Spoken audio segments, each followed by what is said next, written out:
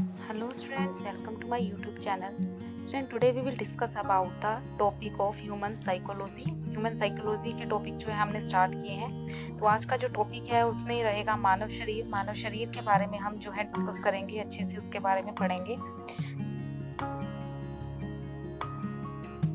तो देखिए, जो मानव शरीर है स्टूडेंट, मानव शरीर विभिन्न जो संरचनात्मक स्तरों का एक जटिल संगठन है, जिसकी शुरुआत परमाणुओं, अणुओं और यौगिकों से होती है तथा कोशिकाएं, ऊतक, अंग, जटिल संस्थान या तंत्र आपस में मिलकर पूरे मानव का जो है सृजन करते हैं।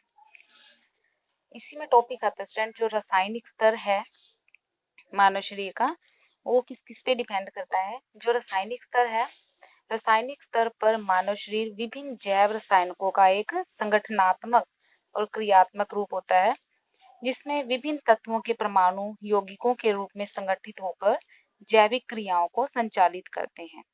और इन क्रियाओं में जो इन तत्वों में क्या क्या तत्व होते हैं, कार्बन होता है, हाइड्रोजन होता है, ऑक्सीजन होता है, नाइट्रोजन होता है, फास्फोरस और सल्फर, ये मेन होते हैं।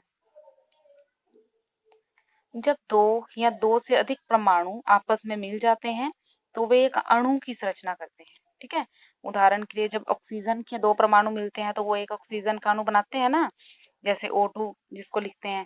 तो इसी तरह से एक अणु में अगर एक अधिक परमाणु हो तो वो यौगिक बन जाता है।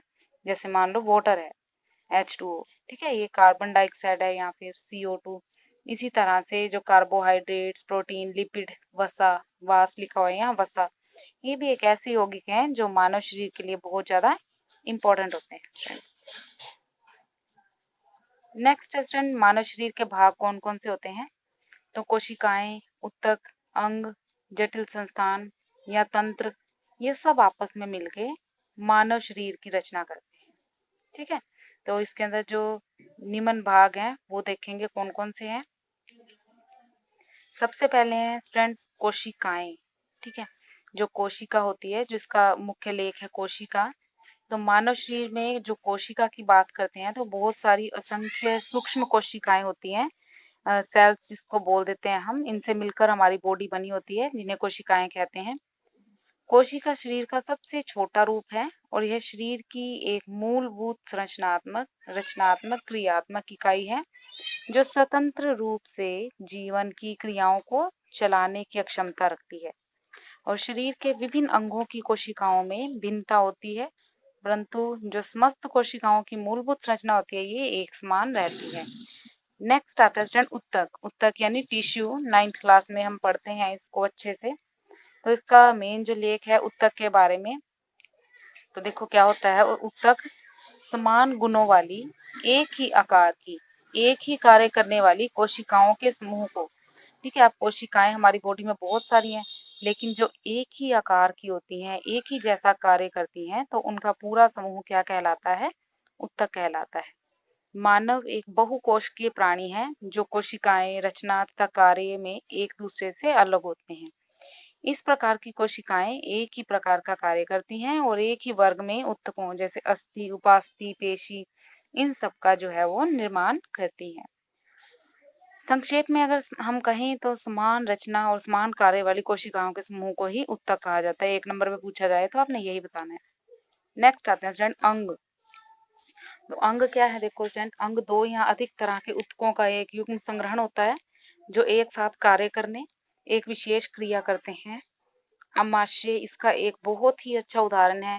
जैसे एपिथेलियम ऊतक की बात करते हैं तो ये जो हमारा अमाशय होता है उसको स्तरित करता है और इसे अमाशय की दीवार से स्रावित होने वाले विभिन्न एंजाइम और हाइड्रोक्लोरिक एसिड की क्रिया से बचाने में सहायक होता है।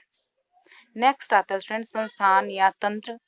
तो मानव के शरीर में विभिन्न अंग एक साथ समूहित होकर किसी भी एक विशिष्ट क्रिया को करने का कार्य करते हैं, जिसे सामूहिक रूप से संस्थान या तंत्र कहते हैं। जैसे उदाहरण के लिए अगर श्वसन संस्थान की बात करें तो इसमें काफी सारे अनेक अंग होते हैं जो शरीर के बाहर की वायु तथा अंदर के रक्त के बीच यांत्रिक विधि से विनियमित करते हैं। विभिन्न संस्थान या तंत्र एक साथ जो है समूहित होकर मानव शरीर की रचना करते हैं, जो इस तरह से हैं। तो कौन कौन से संस्थान है देखो। तो ये संस्थान देखिए स्टूडेंट्स कौन कौन से हैं। सबसे पहले त्वचीय संस्थान, फिर है अस्थि संस्थान या कंकाल संस्थान जिसको बोलते हैं। फिर है पेशीय संस्थान, तंत्रिका संस्थान या नाड़ी संस्थान जिसको बोलते हैं। अंत्रसंत्रावी संस्थान, रक्त परिसंचरण संस्थान, लसिका संस्थान, श्वसन संस्थान, पाचन संस्थान, मूत्रीय संस्थान, प्रजनन संस्थान। तो स्टूडेंट इसे नेक्स्ट टॉपिक पढ़ने के लिए हम नेक्स्ट वीडियो में इसे नेक्स्ट टॉपिक पढ़ेंगे हम। अगर आपको मेरी वीडियो अच्छी लगी हो तो प्लीज़ लाइक और सब्सक्राइब जरूर कीजिएगा, और ऐसी ही साइंस से रिलेटेड वीडियो पाने के लिए आप जुड़े रहिएगा मेरे साथ। Thank you.